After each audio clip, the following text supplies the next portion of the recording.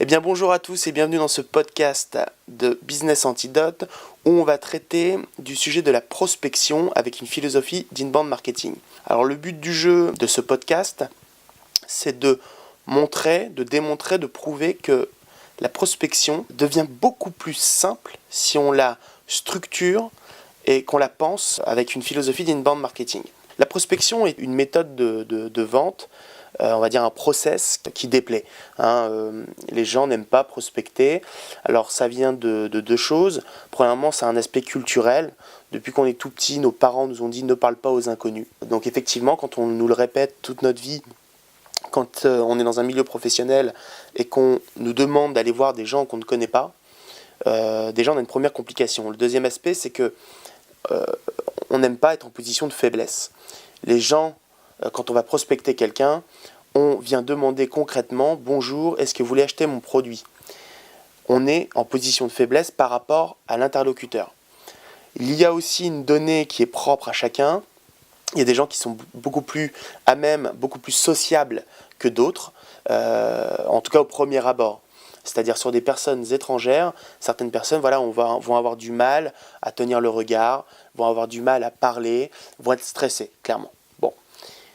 Ce qu'il y a, c'est que la prospection, quand on va la découper, comme on va la découper aujourd'hui, avec cette philosophie d'inbound marketing, en fait, ça reste une succession de choses ultra simples qu'on est tous capables de faire, peu importe notre culture, peu importe notre éducation, peu importe nos prédispositions.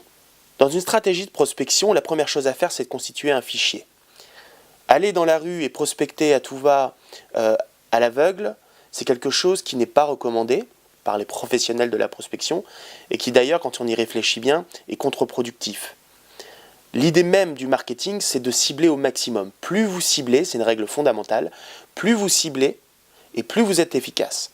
Donc quand on part comme ça un peu à l'aventure, on ne cible pas du tout. De ce fait, on n'est pas efficace, on a peu de résultats, et dans la foulée, on veut abandonner, parce que déjà, on n'aime pas ça, et en plus, on n'a pas de résultats. Donc on abandonne très très rapidement. Alors, pour se constituer un fichier, c'est extrêmement simple. Vous avez des outils par exemple comme LinkedIn. LinkedIn, vous avez quasiment la totalité des entreprises en France qui sont sur LinkedIn. Vous avez le nom des interlocuteurs, c'est pas forcément le dirigeant, celui qui va décider d'acheter votre produit, c'est peut-être le directeur marketing, c'est peut-être la directrice des ressources humaines, c'est peut-être le directeur des achats, bref, c'est pas forcément le dirigeant. Donc, première étape, vous allez constituer un fichier à base de LinkedIn pour cibler par rapport à la thématique. Il y aurait aussi une possibilité, c'est de cibler par rapport au secteur géographique. Parce que si vous ciblez quelqu'un qui est à Paris, puis ensuite quelqu'un qui est à Lyon, ça va être très compliqué pour vous d'un point de vue économique. Donc on pourrait très bien aussi cibler les entreprises qui sont telle rue ou telle rue. Mais ça, c'est pas la partie la plus compliquée. C'est pas la partie qui stoppe, c'est pas la partie qui gêne dans un processus de prospection. En général, les gens qui font un blocage par rapport à la prospection sont des gens qui ne découpent pas la prospection en étapes. Ils se disent, voilà, j'ai peur, je me sens mal, je suis stressé d'aller voir des gens pour leur vendre quelque chose. Avec une philosophie d'inbound marketing, on ne va pas aller vendre. On va être comme un livreur. Voilà l'idée. Vous allez créer un guide, donc ça c'est purement inbound marketing, content marketing, vous allez créer un guide d'achat par rapport à votre thématique. Par exemple, si vous vendez des photocopieurs, vous allez créer un guide d'achat des photocopieurs. L'idée, c'est pas d'aller voir les gens pour leur vendre quelque chose, vous allez leur livrer votre guide. Donc une fois que vous avez trié votre fichier client, vous allez sélectionner une rue et vous allez aller déposer, vous allez faire le livreur, vous pouvez même vous mettre une casquette si vous voulez, vous allez faire le livreur et vous allez déposer simplement le guide d'achat.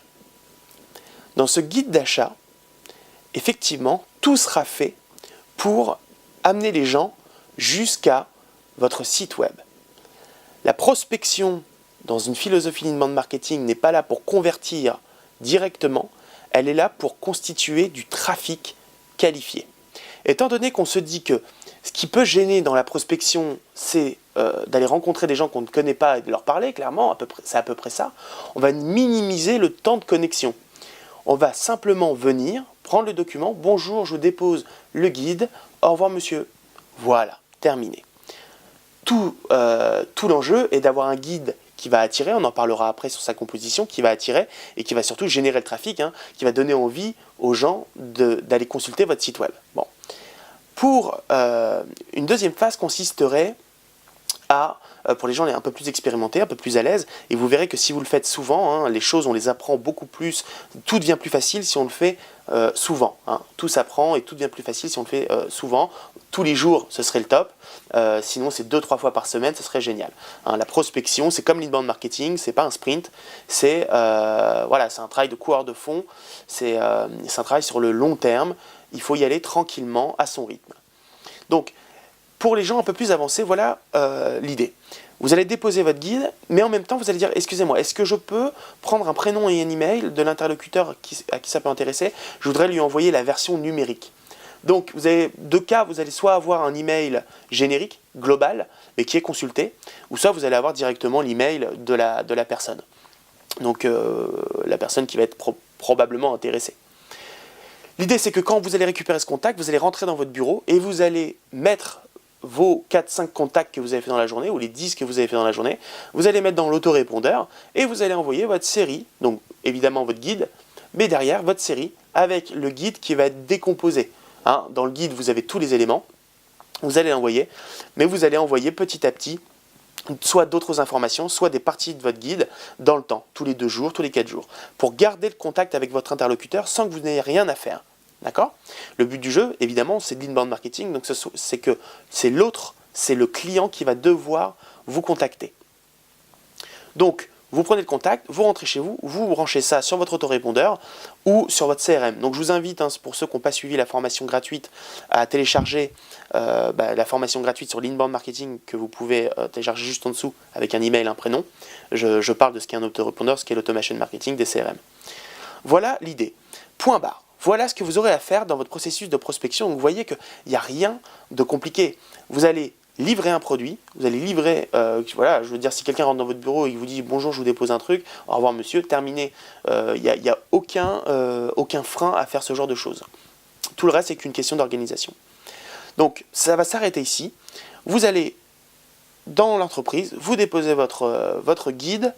Si vous le pouvez, vous récupérez un contact, vous rentrez et vous le branchez. Terminé. Vous n'avez plus rien à faire. Tout l'impact doit résider dans votre guide. Donc, qu'est-ce que vous allez mettre dans votre guide ?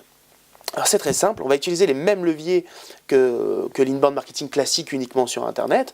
Votre guide il va être composé des prix. Vous allez faire comme une analyse des prix sur le marché. Donc si je reprends mon idée de copieur, les prix des copieurs sur le marché français. Vous allez parler évidemment de l'utilité, rappeler l'utilité d'un copieur, des options qui sont disponibles dans un copieur.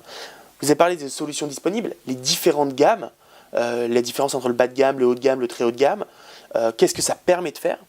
Vous allez aussi parler des risques et des arnaques, par exemple des 3 erreurs à ne pas faire, des 5 erreurs à ne pas faire quand on achète un copieur, des points à vérifier sur un contrat, des points à vérifier sur une entreprise. Vous allez parler des marques. Vous allez aussi parler, si vous en avez dans votre marché, des secrets. Voilà, moi je sais que dans mon marché, dans le marketing ou dans le référencement naturel, il y a certaines techniques un petit peu secrètes, un petit peu cachées, qui permettent d'obtenir des gros résultats. Et en fait, en donnant ces secrets, vous allez valoriser votre guide et donc vous allez valoriser votre produit. Parce que l'enjeu, c'est pas de mettre en avant forcément votre produit, quoique, c'est de mettre en avant le contact.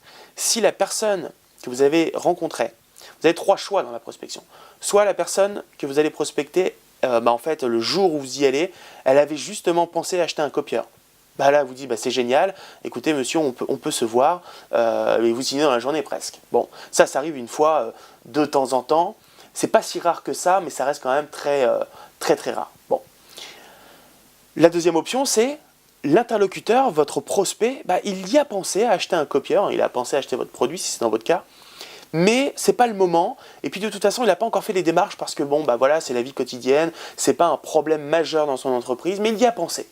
Et le fait de lui amener le guide, ça vous met en relation directe avec lui, ça vous positionne comme le premier interlocuteur qui va consulter, et grâce à votre guide, ça va vous positionner en expert, et ça va créer les 3 leviers, la confiance, l'envie, l'éducation, qu'on peut trouver dans le lead nurturing. Bon.